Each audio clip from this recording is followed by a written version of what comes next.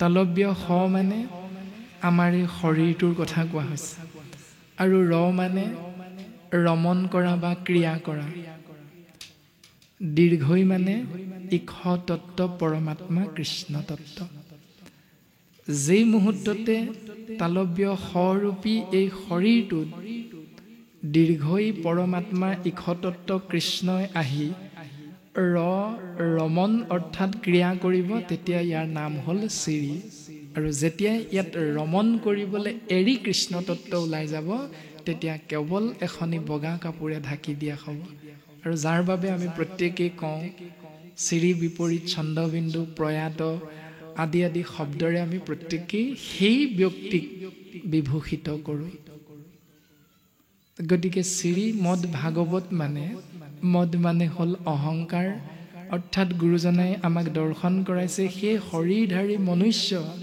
তোমালোকে শৰীৰৰ অহংকাৰত নাথাকি ভাগৱত হ'বলৈ চেষ্টা কৰা ভা মানে ভাবুকং গেৱং অৰ্থাৎ ভাবা গ মানে জ্ঞানম উদ্ভৱম জ্ঞান লাভ হ'ব ও মানে বৈষ্ণৱী জ্ঞানম অৰ্থাৎ ক'ৰ পৰা আহিলোঁ কলৈ যাম এই সংসাৰতনো আমাৰ কৰিব লগা কৰ্ম কি যাক শাস্ত্ৰই ধৰ্ম বুলি চিনাকি কৰি দিছে দন্তীয় ত মানে হ'ল তত্ত্ব দৰ্শনম অৰ্থাৎ জ্ঞান বিজ্ঞান তদংগ ৰহস্য তদংগ শব্দৰ অৰ্থ হ'ল তদ যুগ অংগ তদ মানে হ'ল পৰমাত্মা ইখ তত্ত্ব অংগ মানে আমি যত জীৱ তোমাৰেহে অংশ অৰ্থাৎ তুমি মানে পৰমাত্মা ইখ তত্ত্ব আৰু অংশ বিশেষ আমি জীৱাত্মাবিলাকক দন্তীয় তটোৱে অভিহিত কৰিছে যে এইটোৱে হ'ল পৰম তত্ত্ব যি চাৰিটা ভাগ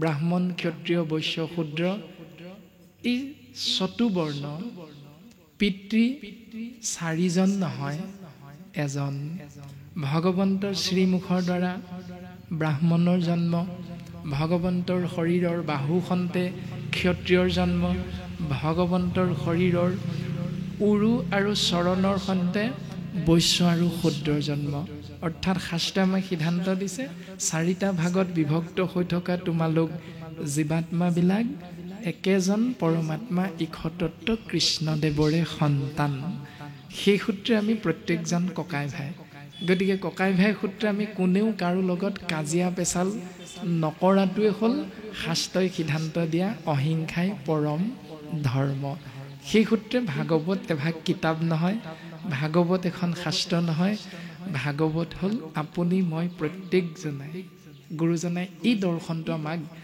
দিবৰ বাবে পদবন্ধে ছবিচন্দে দুলৰি লেছাৰি প্ৰত্যেক দৰ্শনে আমাক এইটোৱে বুজাব বিচাৰিছে আৰু তাকেই কৃপালু গুৰুজন বস্তুৱে কৃষ্ণ দৈপ্যায়ন বেদব্যাসে প্ৰণয়ন কৰি দিয়া বাংময় মূৰ্তি শব্দ ব্ৰহ্মেৰে আমাক বুজাব বিচাৰিছে এইখিনি কথা যে ভাগৱত মানে কিতাপ নহয় ভাগৱত মানে তুমি নিজে যদি চেষ্টা কৰা তুমি হৈ যাব পাৰিবা এই দৰ্শনটো দিছে আৰু তাৰে ইয়াত ধৰি মংগলাচৰণে বুজাইছে মংগল যদি বিচাৰা সেই জীৱ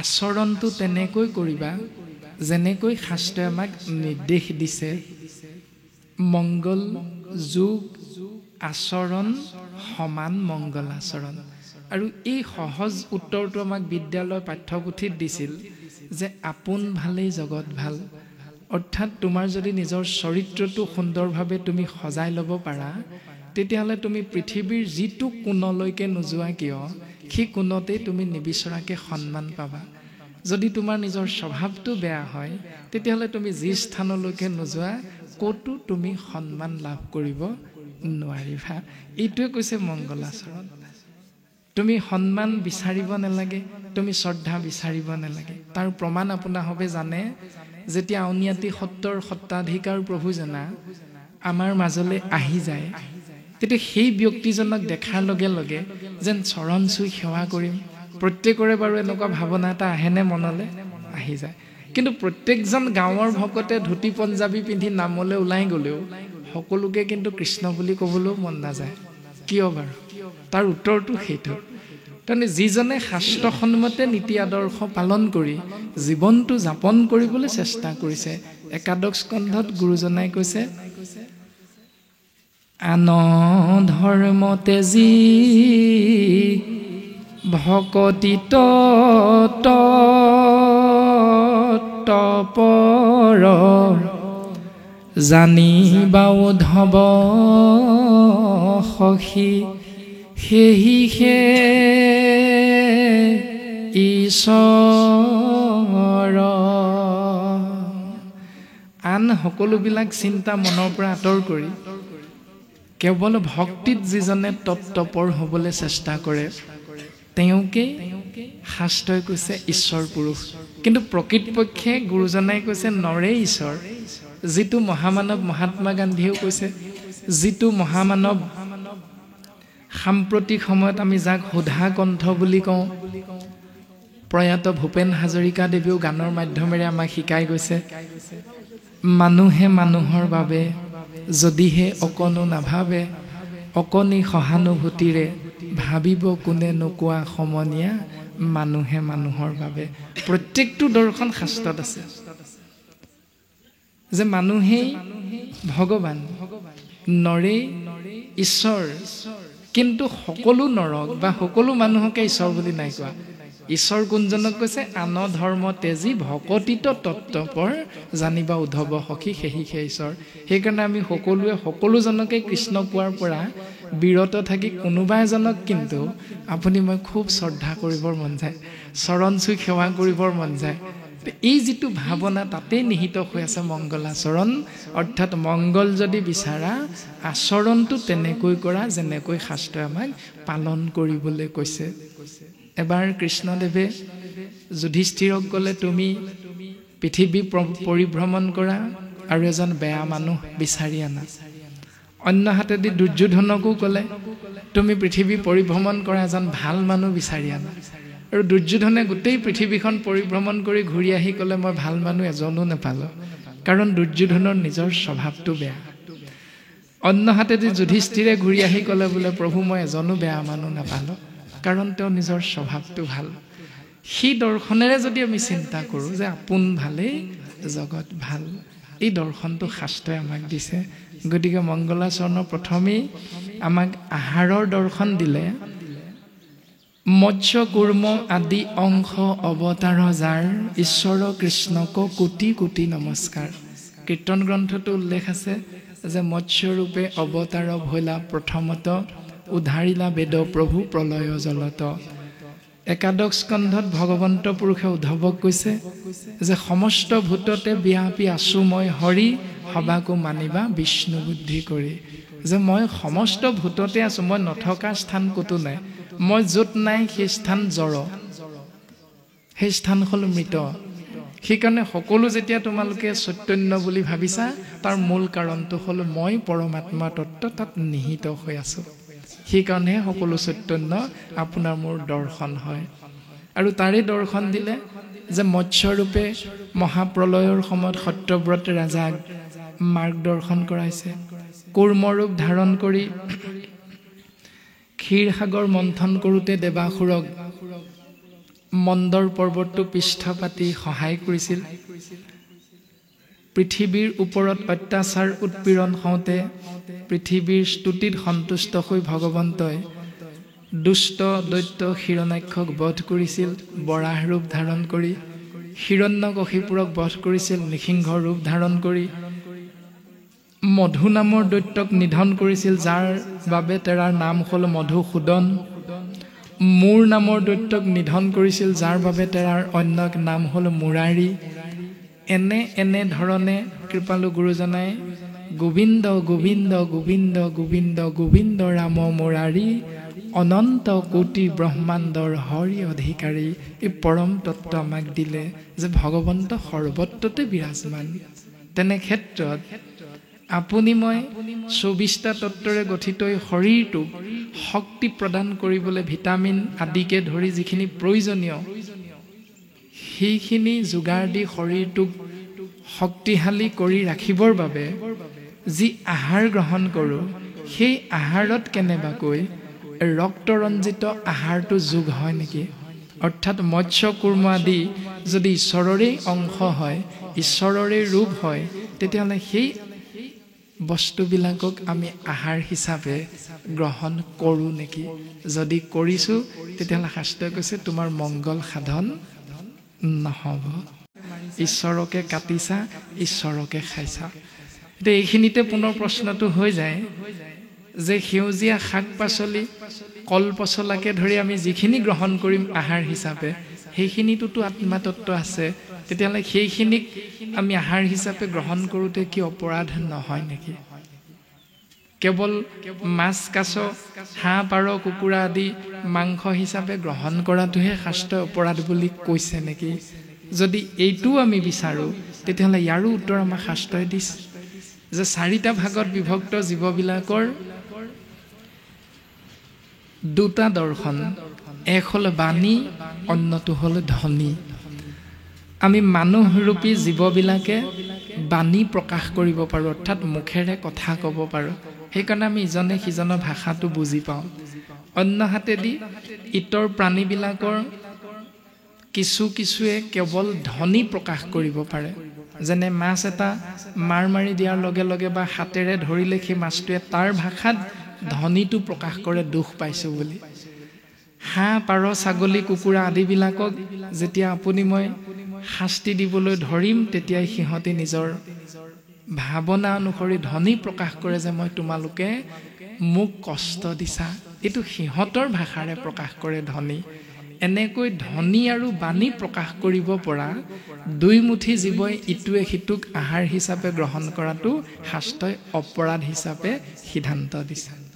কিন্তু বিপৰীতে যিবিলাকে ধ্বনি আৰু বাণী এটাও ক'ব নোৱাৰে সেইবিলাকক শাস্ত্ৰসন্মতে শ্ৰেষ্ঠতম জীৱ জ্ঞান আৰু বিবেকযুক্ত মনুষ্যৰ আহাৰ হিচাপে আমাক গুৰুজনাইতো শাস্ত্ৰসন্মতে দৰ্শন কৰাইছে।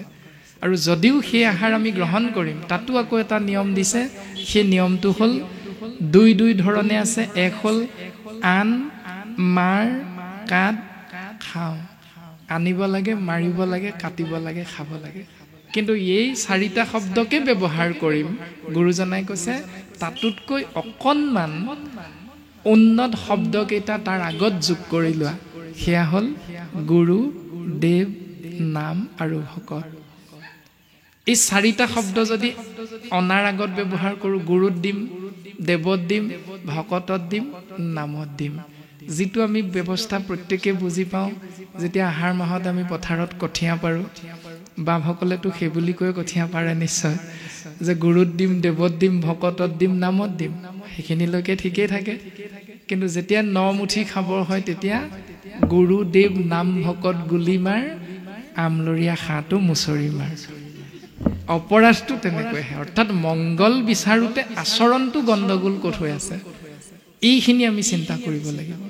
অন্য হাতেদি যেতিয়া বিদ্যালয়ত পঢ়ি থকা আমাৰ সন্তানটিয়ে মেট্ৰিক পৰীক্ষা দিব বা ইণ্টাৰভিউ এটা দিবলৈ যেতিয়া চেষ্টা কৰিব তাৰ প্ৰাক মুহূৰ্তত আমি পিতৃ মাতৃয়ে কি কৰোঁ? সন্তানটোক নামঘৰলৈ লৈ যাওঁ। লৈ গৈ নামঘৰীয়া বাপৰ আগত গুৱাপান, অৰিহণা, মাটিৰ চাকি এগছ, মিঠাতেলৰ সৰু পেকেট এটা, ধূপৰ সৰু পেকেট এটা আগবঢ়াই দি বোলে পৰহিলৈ ল'ৰাটোৰ পৰীক্ষা আছে, প্ৰভুজনে আশীৰ্বাদ এভাগ দিয়ক। এনেকৈ আমি নামঘৰলৈ প্ৰায়ে লৈ যাওঁ। আমি অসমীয়া জাতিৰ প্ৰত্যেকজন বাপাই এইটো জ্ঞাত। কিন্তু সেইখিনিলৈকে ঠিকেই থাকে। যেতিয়া ভগৱন্তই দেখিলে মোৰ ভক্তই মোৰ পৰা কৃপা বিচাৰিছে, ভগৱন্তই তথাস্তু বুলি কৃপা কৰিলে, সন্তানে পৰীক্ষাত ভাল ফলাফল দেখুৱালে। কিন্তু যিদিনা ফলাফল দিলে সেইদিনা কিন্তু ৰাতিলৈ এটা খানা হয়।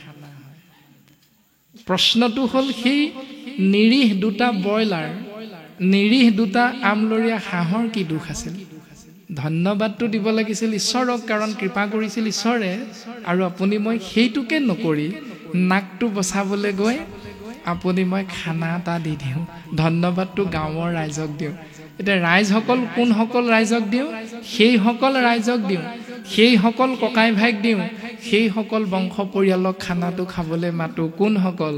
যিসকলে 50,000 1 লাখ টকা দৰমহাৰ পোৱাৰ পাছতো যিসকলে নিজৰ সন্মানটো ৰক্ষা কৰি পৰীক্ষাৰ আগদিনা মাত্ৰ 50 টকীয়া কলম এটা দি দাই হাৰি দিয়ে, সেইসকলক আমি সেই খানাটো দিওঁ।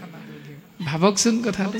যিজন পিতৃয়ে মাতৃয়ে তেজক পানী কৰি সাৰক মাটি কৰি সন্তানটোক পঢ়ালে কেনেকৈ, এডমিশ্যনৰ ফিজ পালে ক'ৰ পৰা, এইটো দাঁতি ঘৰে বা ককাই ভাই যেতিয়া বছৰটোত এদিনো খবৰ নল'লে আৰু সেইজনে আহি পৰীক্ষাৰ আগদিনা কলম এটা দি দিলে, আপুনি মই সন্তুষ্ট হৈ গ'লোঁ। এই যিবিলাক দৰ্শন আমাৰ সমাজত চলি আছে, অৰ্থাৎ ভাগৱত মানে এখন কিতাপ নহয়। এইখিনি কথা ৩য় স্কন্ধত প্ৰকাশ কৰিব, আমি সেইখিনি মাজলৈ যাম।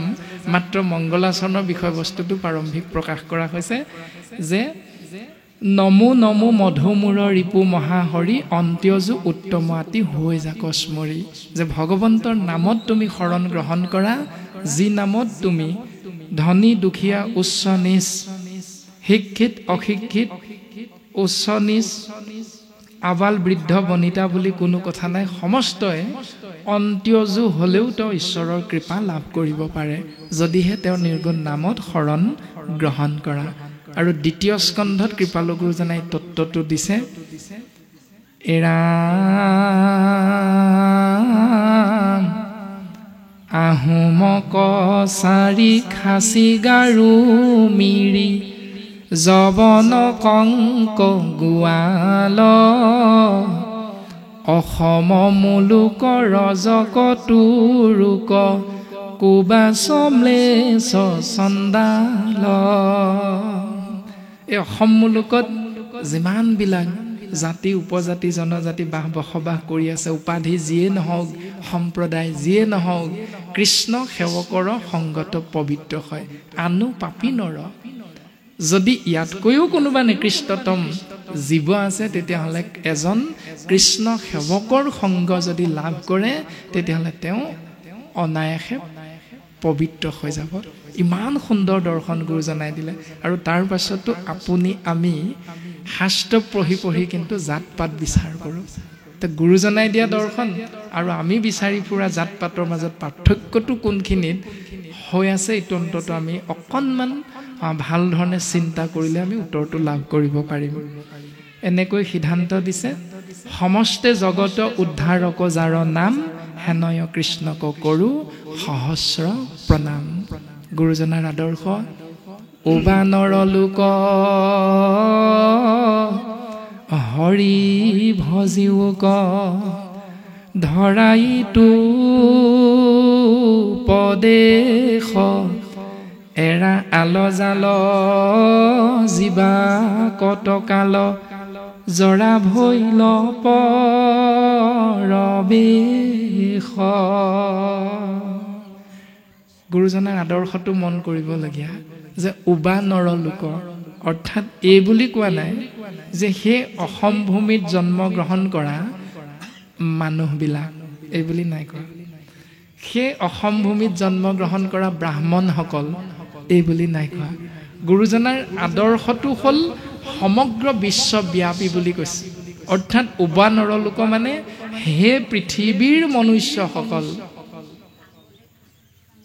হে পৃথিৱীৰ মনুষ্যসকল, হৰি ভজিওক, তোমালোকে এক ঈশ্বৰক চিন্তা কৰা। আৰু তাৰেই প্ৰমাণ ধৰ্মগুৰুসকলে দিলে যে মুছলমানসকলে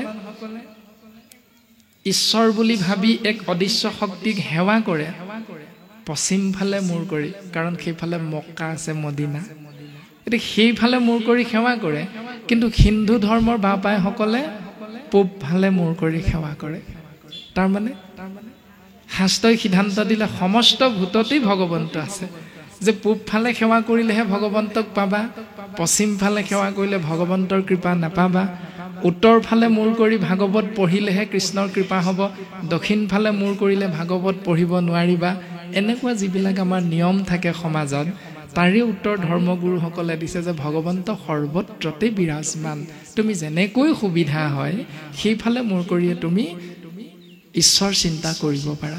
সেইটো তোমাৰ আধ্যাত্মিক দৰ্শন। শাস্ত্ৰই আমি প্ৰত্যেকজন মনুষ্যক দৰ্শন কৰাইছে যে উবা নৰলোক হৰি ভজিওক, অৰ্থাৎ সেই পৃথিৱীৰ মনুষ্য নামৰ জীৱবিলাক তোমালোকে এক ঈশ্বৰক চিন্তা কৰা, ধৰা ইটো উপদেশ, এইটোৱে হ'ল শাস্ত্ৰৰ পৰম তত্ত্ব।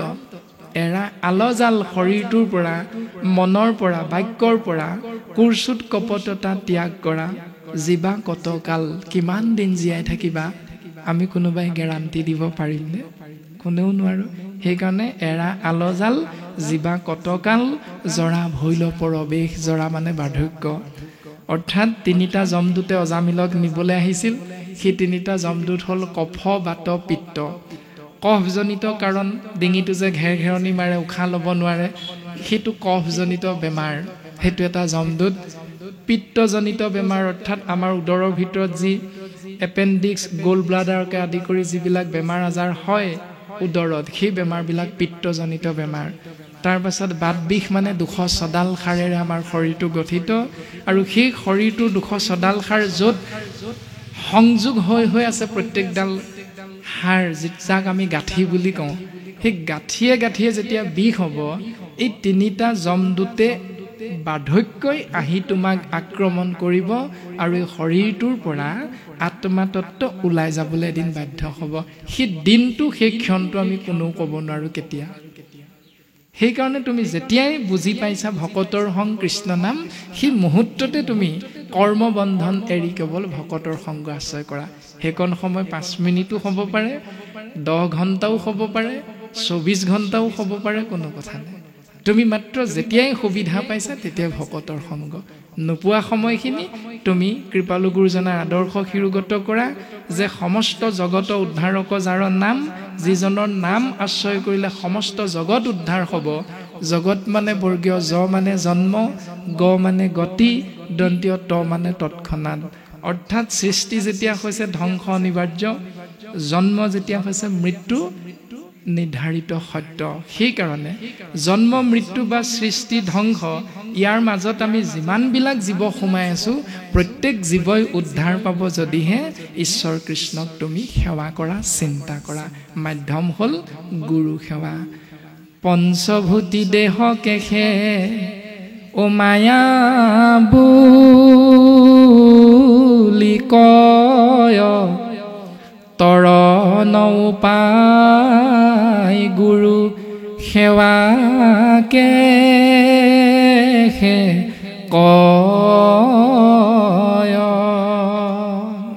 ক্ষিতি, অপ, মৰুদ, ব্যোম, তেজ, এই 5টা ভূত আমাৰ শৰীৰটো গঠিত। সেইকাৰণে জুই দিলে পুৰে, মাটি দি ঢাকি থৈ অহা হয় আদি। পঞ্চভূতি দেহাটো পঞ্চভূততি এদিন বিলীন হৈ যায়। মাত্ৰ প্ৰত্যেক ধৰ্মগুৰুৱে দিয়া দৰ্শনটো পালন কৰা শিষ্যসকলৰ বেলেগ বেলেগ। যেনেকৈ আহোমসকলৰ দৰ্শনটো আছিল মৈদাম, অৰ্থাৎ মানুহ মৰিলে শৰটো পুতি থৈ অহা, কবৰ দিয়া। মুছলিমসকলৰ ঠিক তেনেধৰণে ইহুদীসকলৰ ধৰ্মটো হ'ল, এজন মানুহ যেতিয়া মৰে তেতিয়া সেই শৰীৰটো টুকুৰা টুকুৰকৈ কাটি পৰ্বতৰ ওখ শৃংগত নি এৰি থৈ আহে।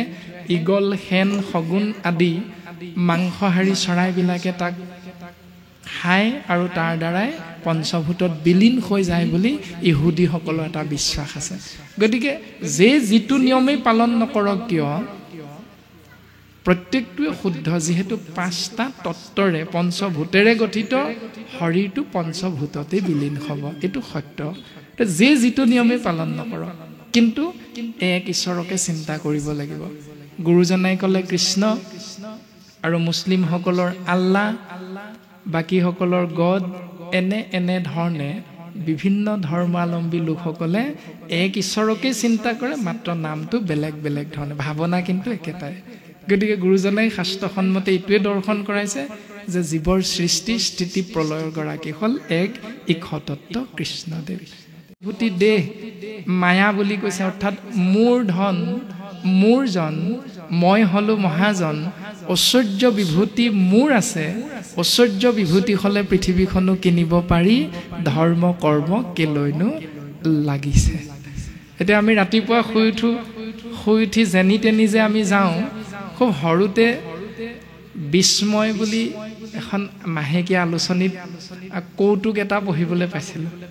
এজন শিক্ষকে ছাত্ৰ এজনক সুধিছে, কচোন নগেন, এই ৰাতিপুৱা শুই উঠাৰ লগে লগে যে এই মানুহবিলাক পূব দিশতে নগৈ পূব, পশ্চিম, উত্তৰ, দক্ষিণ 4 দিশত গুচি যায়, কাৰণটো কি?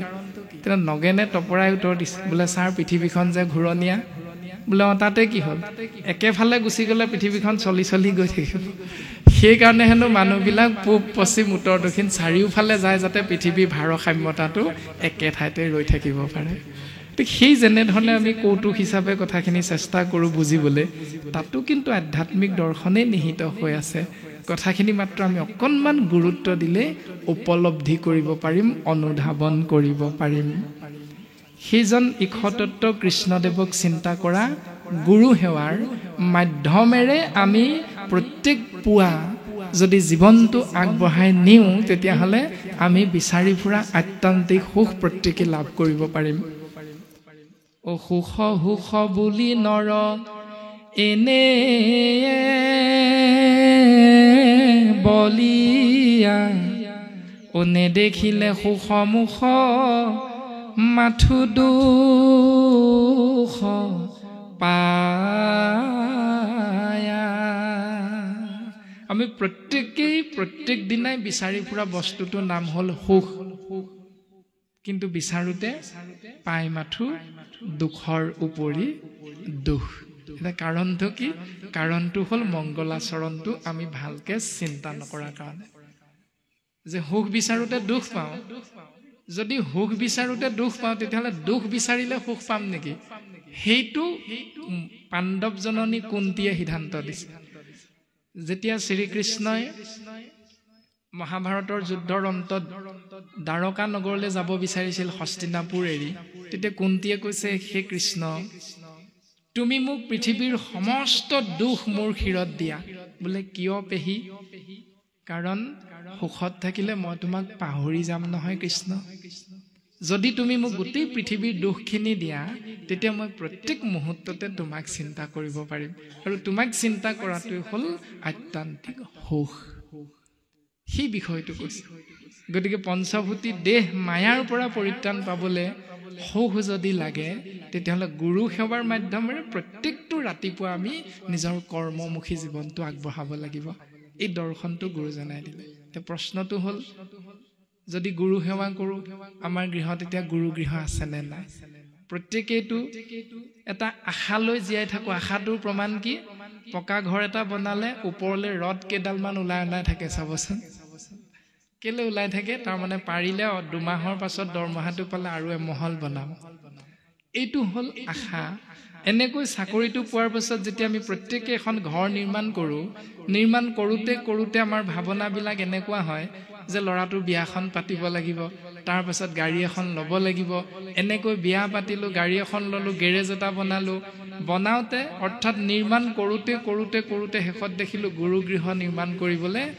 জেগাডোখৰে নাইকিয়া হ'ল সেইকাৰণে যেনে তেনে আৰু ভিতৰতে কিবা নিয়ম এটা কৰি থৈ দিছোঁ তাৰমানে ভগৱন্তৰ চিন্তাটো আমি ইমান কমকৈ কৰোঁ যিজনে গোটেই বিশ্ব ব্ৰহ্মাণ্ডখন সৃষ্টি কৰিলে যিজনে আমাকো সৃষ্টি কৰিলে সেইজনক ধন্যবাদ দিবলৈ আপুনি মই সময় নাই গতিকে বিষয়বস্তুখিনি আমি গুৰুত্ব সহকাৰে ল'ব লাগিব যদিও গাঁৱত এভাগ নামঘৰ আছে সেই নামঘৰ ভাগিতে ৰাজহুৱা কৰ্মৰ জৰিয়তে আমাৰ মংগল বিচাৰি আমি প্ৰত্যেকেই ঢাপলি মেলোঁ যদি এদিন নামঘৰত গৈ কৃষ্ণ নাম ল'লেই আমাৰ গোটেই 365 দিনলৈ মংগল হয় তেতিয়াহ'লে গোটেই 365 দিন নপঢ়ি এদিন সৰস্বতী পূজা পাতি পৰীক্ষা দিলেও নিশ্চয় তেওঁ পাছ কৰিব যদি সেইটো শুদ্ধ হয় চিন্তাটো কৰিব লাগিব আমি ভাল ধৰণে গতিকে মংগলাচৰণে আমাক ক'লে যে পৰীক্ষিত নামৰ এটি শৰীৰধাৰী জীৱ আত্মা যি জীৱ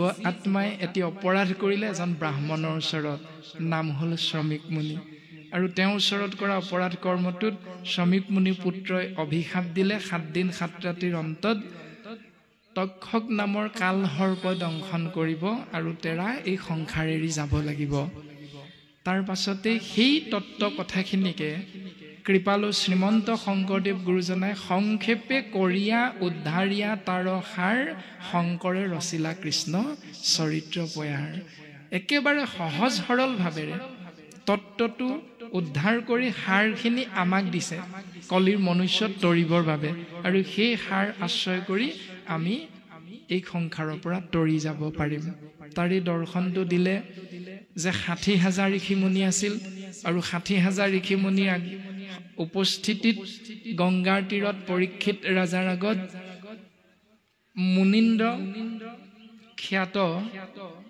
শুকগুৰুৱে ভাগৱত কথা কৈছে আৰু তেনেতে এজন নিস্কুলৰ নাম হ'ল উগ্ৰশ্ৰৱা সুত তেওঁ যেতিয়া সেই স্থানলৈ ঢাপলি মেলিছিল তেতিয়া তেওঁক বাটচৰাৰ পৰা ভিতৰলৈ সোমাবলৈ দিয়া হোৱা নাছিল তথাপিতো তেওঁ বাটচৰাৰ ইপাৰে থাকি কৃষ্ণ কথা শুনি কম সময়তে মনত ৰাখিব পৰা গুণটো থকাৰ বাবে তেওঁৰ নাম হ'ল উগ্ৰশ্ৰৱা অৰ্থাৎ উগ্ৰ মানে প্ৰখৰ শ্ৰৱা মানে শ্ৰৱণ শক্তি যিজনৰ শ্ৰৱণ শক্তি অতি প্ৰখৰ সেইবাবে তেওঁৰ নাম হ'ল উগ্ৰশ্ৰৱা কিন্তু তেওঁ জন্মগতভাৱে সুত সম্প্ৰদায়ৰ সেইকাৰণে নিষ্কুলীয়া বুলি তেওঁ নিজ মুখেৰে ভাগৱতত প্ৰকাশ হৈছে আৰু তাৰ পাছতে পৰীক্ষিতো বৈকুণ্ঠী হ'ল ৬০,০০০ ঋষিমুনিয়ে পুনৰ পৰীক্ষিত বৈকুণ্ঠী হোৱাৰ প্ৰায় ২০০ বছৰ পাছত পুনৰ ভাৱনাযুক্ত হ'ল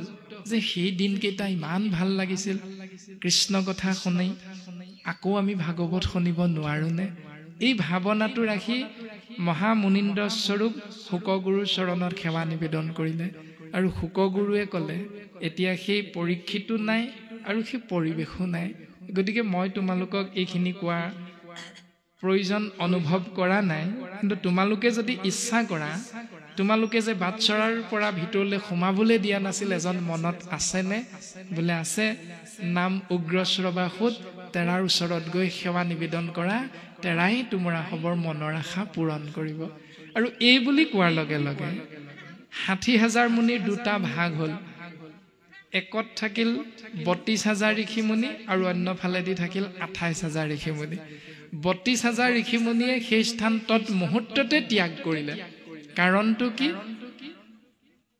তেওঁলোক ব্ৰাহ্মণ সম্প্ৰদায়ৰ তাৰমানে বংশৰ অহংকাৰটো আহি গ'ল যে আমি ব্ৰাহ্মণ সম্প্ৰদায়ৰ হৈ এই নিষ্কুলীয়া সুতৰ মুখেৰেনো ভাগৱত শুনিমনে নহ'ব এই বুলি বংশৰ অহংকাৰটো আহিল এক ২ নম্বৰতে আহিল আমিতো বেদজ্ঞ আমিতো শাস্ত্ৰজ্ঞ অৰ্থাৎ বিদ্যাৰ অহংকাৰটো আহিল এই বংশৰ অহংকাৰ আৰু বিদ্যাৰ অহংকাৰ দুটা যোগ হোৱাৰ কাৰণে তেওঁলোকে কৃষ্ণ কথা শুনি জীৱন ধন্য কৰাৰ পৰা বিৰত থাকিব লগা হ'ল অন্য হাতেদি ২৮,০০০ ঋষিমুনিয়ে কি কৰিলে ধ্যানং মূলং গুৰুৰ মূৰ্তি পূজা মূলং গুৰুৰ পদং মন্ত্ৰ মূলং গুৰুৰ বাক্যং মোক্ষ মূলং গুৰুৰ কৃপা হি কেৱলম এই দৰ্শনটো কৃপালু শ্ৰীমন্ত শংকৰদেৱ গুৰুজনে আমাক দিলে যে ২৮,০০০ ঋষিমুনিয়ে যি শুকগুৰুৰ চৰণত সেৱা নিবেদন কৰিছিল শুকগুৰুৰ চৰণত সেই শুকগুৰুৱে নিৰ্দেশ দিয়া সেই বাণীক মন্ত্ৰ মূলং গুৰুৰ বাক্যং অৰ্থাৎ গুৰুৱে দিয়া নিৰ্দেশকে মন্ত্ৰ বুলি সাৰ বুলি গ্ৰহণ কৰি শুকগুৰুৰ চৰণত গৈ সেৱা নিবেদন কৰিলে আৰু তাৰে ইয়াত গুৰুজনাই কৈছে ২৮,০০০ ঋষি বেদত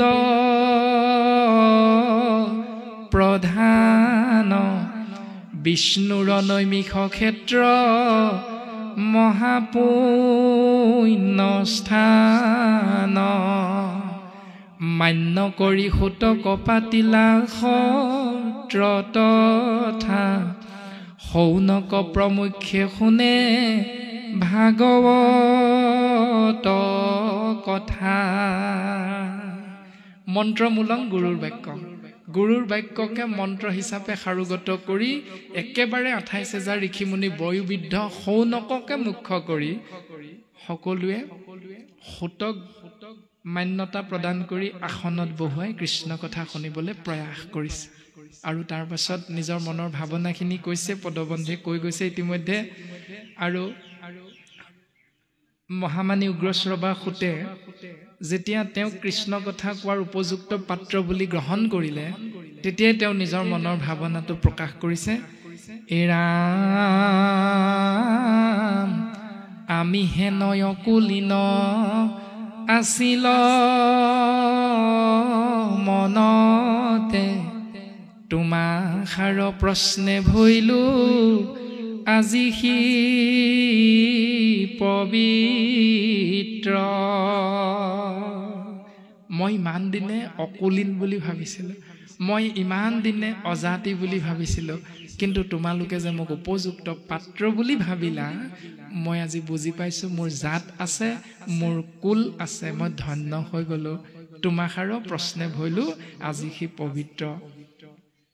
তাৰ পাছত কৃষ্ণ কথা ক'বলৈ আগবাঢ়িছে, এই কাৰণেই, কাৰণ কৃষ্ণ চৰিত্ৰত মোৰ মহালাভ আছে, কৃষ্ণৰ কীৰ্তনে জাতি অজাতি নবাছে। কৃষ্ণ চৰিত্ৰত জীৱৰ মহান লাভটো এইটো যে কৃষ্ণ নাম যি শ্ৰৱণ আৰু কীৰ্তন কৰিব তেওঁৰ কোনো জাত পাত বিচাৰ কৰা নহয়। তথাপিতো আমাৰ সমাজত এইটো চলি থাকে। আৰু প্ৰমাণ হিচাপে আপোনালোকে প্ৰাণজিৎ নামৰ এই শৰীৰটোকে বুজিবলৈ চেষ্টা কৰিব পাৰে। কাৰণ আমি এগৰাকী কন্যাক বিয়া কৰালোঁ আৰু সেইগৰাকী হ'ল মিচিং সম্প্ৰদায়ৰ। আৰু সেইকাৰণে আমাৰ খনামুখ অঞ্চলটোত গাঁৱৰ পৰা অঞ্চলৰ পৰা আমাক এঘৰীয়া কৰা হৈছে মিচিং কন্যাক বিয়া কৰোৱাৰ বাবে। আৰু শাস্ত্ৰই কৈছে কিন্তু কৃষ্ণ চৰিত্ৰত মহালাভ আছে, যি কৃষ্ণৰ কীৰ্তন কৰে তেওঁৰ জাতি অজাতি নাথাকে। আৰু প্ৰমাণ কৰিছে মাধৱ গুৰুজনাই, অনুহু জানাই আমি চাৰি জাতি চাৰিও আশ্ৰমী নোহোৱাতি, নহু ধৰ্মশীল দান ব্ৰত তীৰ্থ গামী, কিন্তু পূৰ্ণানন্দ সমুদ্ৰৰ গোপী ভৰ্তা পদ কমলৰ, দাসৰো দাসৰ তান দাস ভৈলো আমি। তাৰমানে কৃষ্ণ নাম আশ্ৰয় কৰাৰ লগে লগে তেওঁ আহোম নে, তেওঁ মিচিং নে, তেওঁ কছাৰী নে, তেওঁ কৈৱৰ্ত নে, তেওঁ বড়ো নে, এইবিলাক কোনো জাতটো বিচাৰ কৰা নাযায়। কৃষ্ণ নাম আশ্ৰয় কৰা মানে ভকতৰ দাস হৈ যায়। এই দৰ্শনটো দিছে। আমিও যদি একোজন কৃষ্ণ নামত অন্তৰ্ভুক্তি বা আয়ে নিজৰ অহংকাৰ বিদ্যাক লৈ কৰোঁ, নিজৰ অহংকাৰ যদি বংশক লৈ কৰোঁ, তেতিয়াহ'লে আমি বুজিব লাগিব যে আমাৰ ভক্তিয়ে পূৰ্ণতা লাভ কৰা নাই। আৰু ইতিমধ্যে আমাৰ সুশীল বাবজনাই এইখিনি ভক্তিযোগ পদবন্ধে আগবঢ়াই গ'ল। আমিও এইখিনি কথাকে অকণমান আগবঢ়াই দি পুনৰ বাপক আমি পাঠৰ মাজলৈ আগবঢ়াই দিম যে ভক্তি যোগ। ইয়াৰ আগত আমি যদি চিন্তা কৰোঁ, কপিল কোন, মাতৃ দেৱহূতি কোন, তেওঁৰ স্বামী কোন, তিনিটি নাম কদম, দেৱহূতি আৰু কপিল, তিনিটা নাম আমাক এই পাঠে জানিবলৈ দিছে। সেই তিনিটা নামৰ ভিতৰত কদম কোন, ব্ৰহ্মাৰ মানস পুত্ৰ। আৰু ব্ৰহ্মাই কদমক আজ্ঞা কৰিছে যে সেই মোৰ পুত্ৰ কদম, তুমি ইয়াৰ পাছত জীৱ সৃষ্টিত মনোনিৱেশ কৰা। পিতাহি স্বৰ্গ পিতাহি ধৰ্ম পিতাহি পৰমং তপ, যে পিতাই স্বৰ্গ পিতাই ধৰ্ম, পিতাৰ বাক্য পালন কৰাটোৱে হ'ল পুত্ৰৰ কৰ্তব্য, কৰ্ম আৰু ধৰ্ম। গতিকে পিতৃ ব্ৰহ্মাৰ আজ্ঞা অনুসৰি পুত্ৰ কদমে সৃষ্টি কাৰ্যত ব্ৰতী হ'বলৈ আগবাঢ়ি পিতৃক সুধিছে, সেই পিতৃ তুমি মোৰ স্বভাৱ জানা মই কেনেকুৱা, গতিকে মোৰ স্বভাৱৰ লগত মিল থকাকৈ যদি কোনো এক প্ৰকৃতি আছে তেতিয়াহ'লে মোক দেখুৱাই দিয়া, তেওঁৰ লগতে মই গৃহস্থী ধৰ্ম পালন কৰিম। এনেকৈ কলত ব্ৰহ্মাই আজ্ঞা কৰিছে যে ইয়াৰ সিদ্ধান্ত মই তোমাক দিব নোৱাৰো, তুমি যোৱা সৃষ্টি স্থিতি প্ৰলয়ৰ গৰাকী পৰম শক্তিমন্ত ঈশ্বৰতত্ত্ব কৃষ্ণদেৱক চিন্তা কৰা, যদি তেওঁক সন্তুষ্ট কৰিব পাৰা তেতিয়াহ'লে তুমি ইয়াৰ উত্তৰ লাভ কৰিবা। আৰু পিতৃৰ আজ্ঞা শিৰোগত কৰি কদমে সৰস্বতী নদীৰ তীৰত 10,000 বছৰ তপস্যা কৰিছে। এই কপিল চৰিত্ৰৰ প্ৰাৰম্ভিক পৰ্যায়ত কথাখিনি আগবঢ়াইছিল। আমি সেইখিনিলে অকণমান আঁতটো ধৰি দিয়া হৈছে। আৰু সেই সিদ্ধান্ত অনুসৰি কদমে গৈ সৰস্বতী নদীৰ তীৰত 10,000 বছৰ ঈশ্বৰক চিন্তা কৰিছে, মানে তপস্যা কৰিছে। তাৰ বাস্তৱসন্মত পৃথিৱীখনৰ দৰ্শনটো হ'ল ছাত্ৰানাং অধ্যয়নং তপ। ছাত্ৰ অৱস্থাত অধ্যয়ন কৰাটোৱে হ'ল তপস্যা।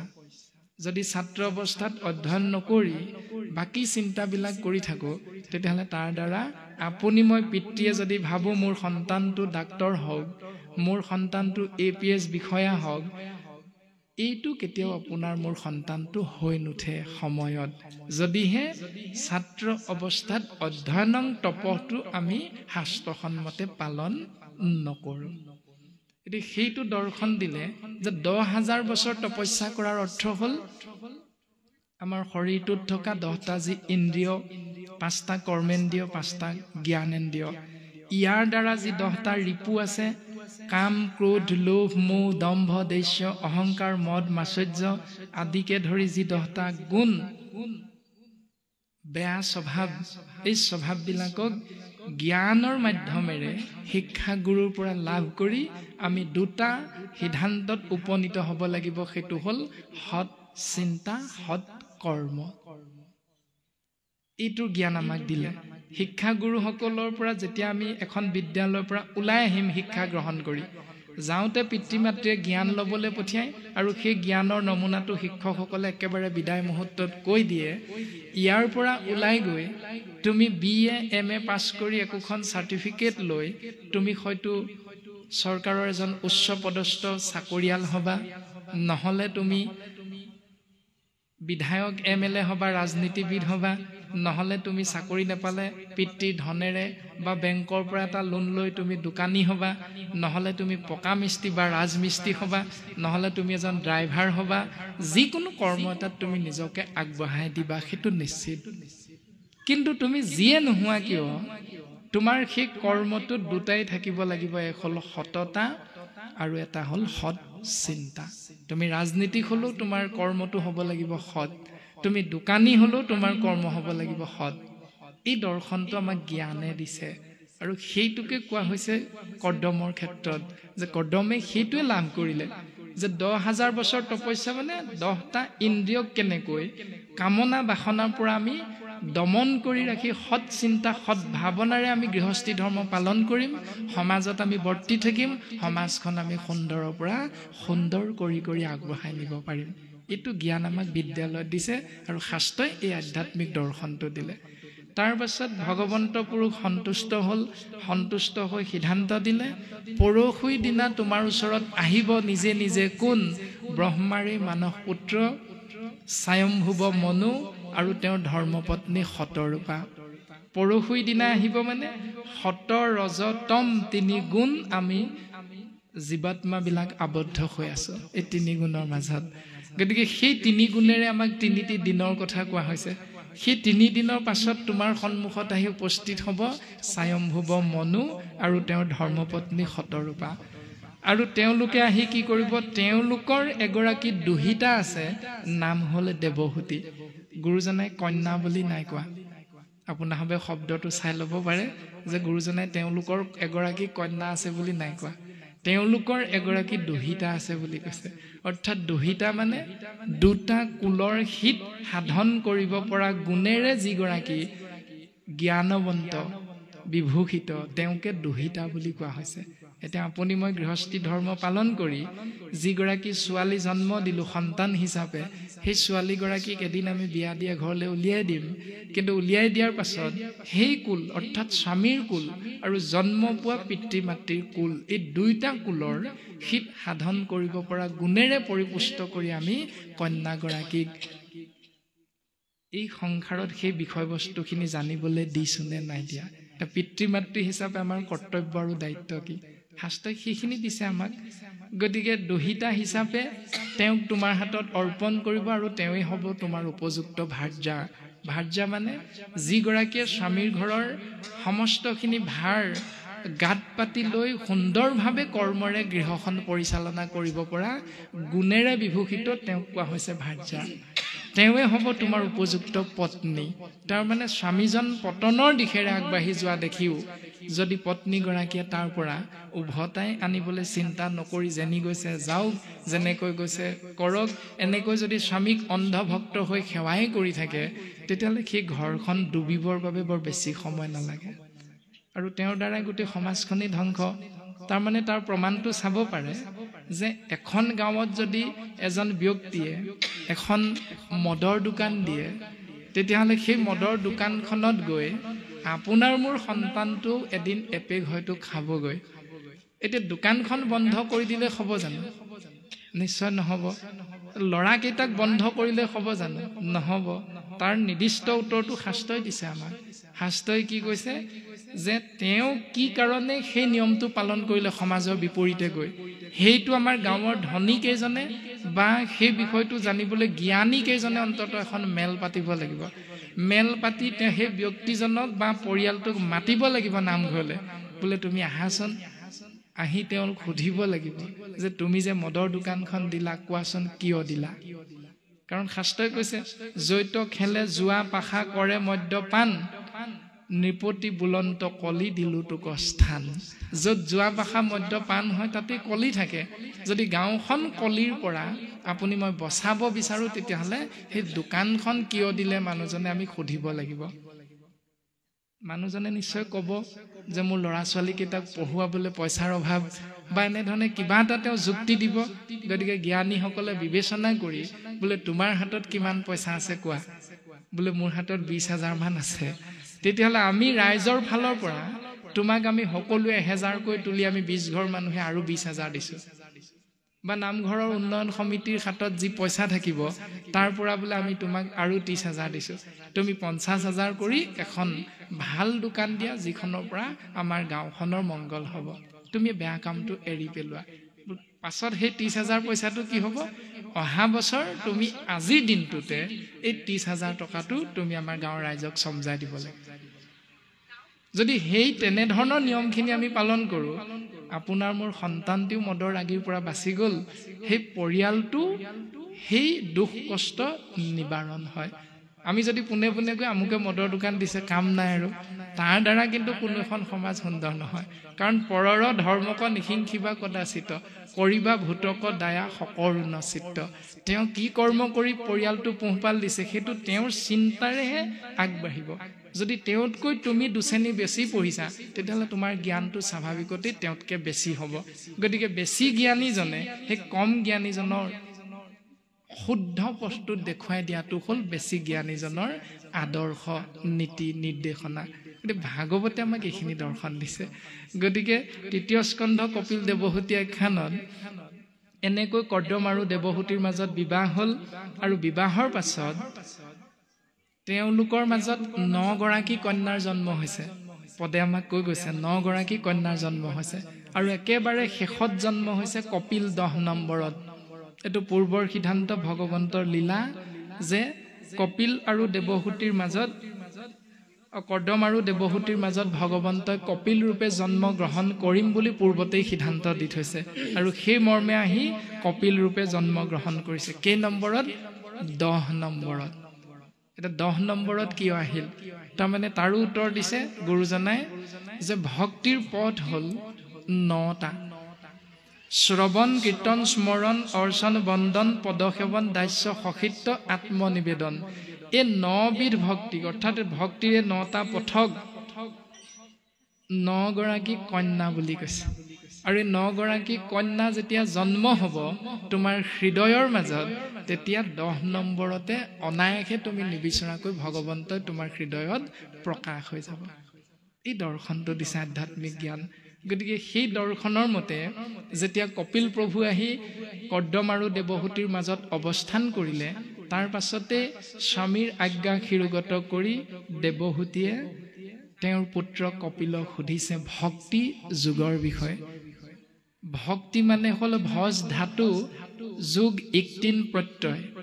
এতিয়া ভজ ধাতুৰ অৰ্থটো হ'ল ভাবি থকা, ইক্তিন প্ৰত্যয়ৰ অৰ্থটো হ'ল আনন্দ। যাৰ কথা আপুনি মই মনুষ্যই ভাবি থাকিলে আনন্দৰ উপৰি আনন্দ লাভ কৰিব পাৰোঁ, তাৰ নামেই হ'ল ভক্তি।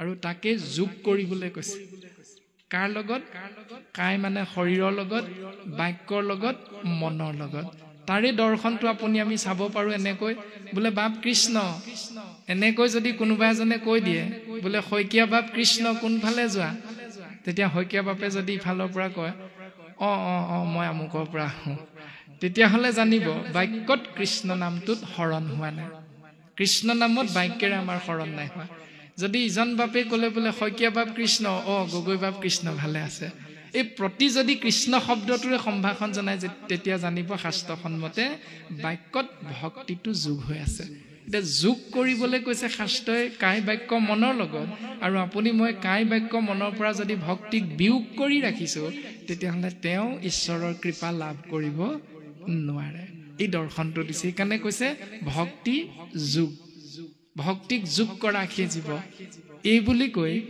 কপিল প্ৰভুৰ চৰণত তেওঁৰ মাতৃয়ে সেৱা ভাগ জনাইছে ভগৱন্ত নিগদতি শুনামাৱ দেৱসুতি এহি ধ্যানে যিটো মুক্ত ভৈল দেহা কোনে দেখে আৰু কিবা খে কিবা নাই কিবা আসনতে বহি ৰৈল কৃষ্ণ কথা শুনিলে তিনিটা লাভ হয় বিশেষভাৱে এক হ'ল জ্ঞান দুই হ'ল ভক্তি তিনি হ'ল বৈৰাগ্য এতিয়া জ্ঞান ভক্তি বৈৰাগ্য প্ৰথম পদে ক'লে ভগৱন্ত নিগদতি মানে কৈ থকা ভগৱন্তই কৈছে অৰ্থাৎ কপিল প্ৰভুৱে কৈছে শুনা মা দেৱহূতি সেই মাতৃ দেৱহূতি শুনা যিসকলে ভক্তি মাৰ্গত সোমাই পৰিল বিষয়ৰ প্ৰতি বিৰক্তি হ'ল তেওঁলোকে দেহাকো নেদেখে আৰু কিবা আখে কিবা নাই কিবা আসনতে বহি ৰ'ল তেওঁলোকৰ জাতি কি তেওঁলোকৰ শিক্ষাগত অৰ্হতা কি তেওঁলোকৰ শৰীৰত বস্ত্ৰ আছেনে নাই তেওঁলোকৰ গৃহত পতি পত্নী পুত্ৰ আছেনে নাই এইবিলাকৰ প্ৰতি বৰ এটা বেছি চিন্তা কৰি আৰু নাথাকে প্ৰমাণ এটা দিলে উদাহৰণ হিচাপে যেন মধ্যে মাতুৱাল কটিৰ বস্ত্ৰকো সিটো আছে নাই একো নজানা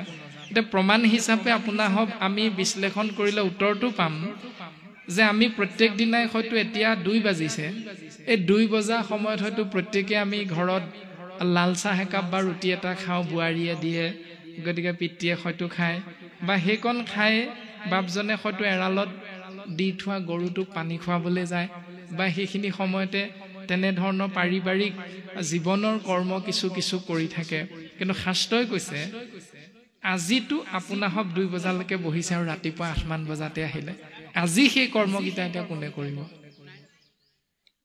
আজিওতো সেইটো কৰ্ম কৰিব লাগিছিল কিন্তু সেইটো কৰ্মলে আজি আমাৰ মনত নাই পৰা কেলে কাৰণ আমি কৃষ্ণ কথা কাণেৰে আমি শুনি আছো নাম অমৃত আজি পান কৰাৰ বাবে সেই চিন্তাটোৱে আজি অগ্ৰাধিকাৰ নাই পোৱা বৰ্তমানো পদে ক'লে যেনেকৈ এজন মদাহীয়ে মদৰ নিচাত যেন মধ্যে মাতুৱাল কটিৰ বস্ত্ৰকো সিটো আছে নাই একো নজানা মদৰ নিচাত তেওঁ খালতে পৰি আছে নে ৰাস্তাতে পৰি আছে নে তেওঁৰ সেই জ্ঞানটো যেতিয়া নাথাকে যেনেকৈ নাথাকে ঠিক তেনেকৈ যাৱে পূৰ্ব কৰ্ম থাকে তাৱে প্ৰাণ ইন্দ্ৰিয় সমে দেহা পুনু নাশ নহি কয় ঠিক তেনেকৈ এটি শৰীৰত সোমাই থকা এটি আত্মা তত্ত্বই পূৰ্বতে যিটো শৰীৰত সোমাই থাকি যি কৰ্ম লগত লৈ আহিছিল সেই কৰ্ম শেষ নোহোৱালৈকে তেওঁ এই শৰীৰটোত এনে ধৰণে সোমাই 84 লক্ষ বাৰ এই সংসাৰলৈ তেওঁ আয়াজাত কৰি থাকিব লাগিব তেওঁ ব্ৰাহ্মণেই হওক ক্ষত্ৰিয়ই হওক বৈশ্যই হওক শূদ্ৰই হওক তেওঁ গগৈ শইকীয়া দত্ত কলিতা বৰগোহাঁই বুঢ়াগোহাঁই যি উপাধিয়ে নহওক যদি পূৰ্ব কৰ্ম আত্মাটো লগত আছে তেতিয়াহ'লে এই শৰীৰটো এৰাৰ লগে লগে সেই কৰ্ম অনুসৰি আকৌ বেলেগ এটা শৰীৰত সোমাব লাগিব ই নিশ্চিত যদি পূৰ্ব কৰ্ম আছে তাৰ পাছত সিদ্ধান্ত দিলে পাছে কৰ্ম নাশ ভৈলে ভৌতিক শৰীৰ পৰে তেবে যোগী ব্ৰহ্মত মিলয় এৰায়া সংসাৰৰ দুখ লভে ব্ৰহ্মানন্দ সুখ যেন জলে জল প্ৰৱেশ হয়। তেওঁ তেতিয়াই মুক্ত হৈ যাব পাৰে কেতিয়া? যেতিয়া তেওঁ কৰ্মটো নাশ হ'ব, তেতিয়া ভৌতিক শৰীৰটো এৰি তেওঁ পৰম ব্ৰহ্মত আত্মা তত্ত্বত পৰমাত্মাত একাত্মক হ'ব পাৰে।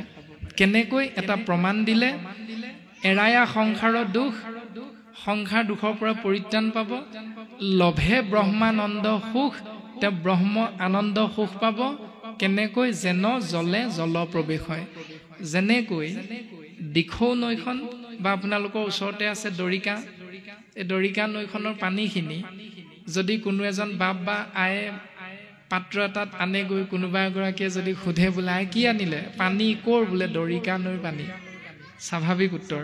কিন্তু দৰিকা নৈৰ পানীখিনি যেতিয়া গৈ ব্ৰহ্মপুত্ৰত পৰেগৈ, ব্ৰহ্মপুত্ৰৰ পৰা যেতিয়া আকৌ পানী অনা হয়, তেতিয়া আমি কোনেও এই বুলি নকওঁ দৰিকা ব্ৰহ্মপুত্ৰৰ পানী আনিলোঁ, এই বুলি কওঁনে কোনোবাই? নকওঁ। তাৰমানে দৰিকা নৈখনৰ পানীখিনি গৈ যেতিয়া ব্ৰহ্মপুত্ৰত পৰিব, তেতিয়া দৰিকা নৈখনে বা পানীখিনিয়ে নিজৰ নামটো, অস্তিত্বটো হেৰুৱাই পেলায়। নাম হয় ব্ৰহ্মপুত্ৰ। ঠিক তেনেকৈ প্ৰাণজিত নামৰ শৰীৰটোত সোমাই থকা আত্মা তত্ত্বটো কৰ্ম নাশ হৈ যেতিয়া এই শৰীৰটো এৰিব, তেতিয়া এই নামটো এৰি এই আত্মাটোৱে গৈ বেলেগ এটা শৰীৰত সোমাব। যদি কৰ্ম থাকে তেতিয়াহ'লে কৰ্ম অনুসাৰে বাঘ হ'ব, কৰ্ম অনুসাৰে ছাগলী হ'ব, কৰ্ম অনুসাৰে গৰু হ'ব। আত্মা কিন্তু একেটা। সেই শৰীৰটোত সোমোৱাৰ কাৰণে একে আত্মাই মানুহৰ বিপৰীতে ছাগলী নাম পায়, মানুহৰ বিপৰীতে চৰাই নাম পাব। কিন্তু যেতিয়া কৰ্ম নাশ হ'ব, তেতিয়া কিন্তু সি গৈ পৰমাত্মাত মিলিত হ'ব, একাত্মক হ'ব, আৰু এই সংসাৰলৈ আয়াজাত কৰি দুখ ভোগ কৰিব লগা নহয়। এই দৰ্শনটো আমাক দিলে শাস্ত্ৰই। তাৰ পাছতে প্ৰকাশ কৰিছে ভগৱন্তৰ আগত মাতৃ দেৱহূতিয়ে যে মোক আৰু অকণমান ভালকৈ বুজাই দিয়াচোন এই কথাখিনিকে, যে ভক্তিনো প্ৰকৃততে কি, কেনেকৈনো আগবাঢ়িব লাগিব।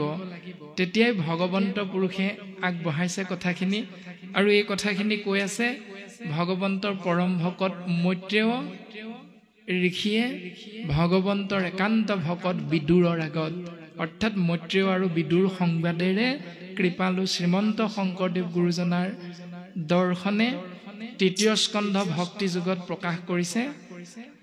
অ ৰামে মৈত্ৰেয়ে বুলন্ত এহি মাতৃৰ সুন্দৰ বাণী, শুনি প্ৰভু কপিল ঈশ্বৰ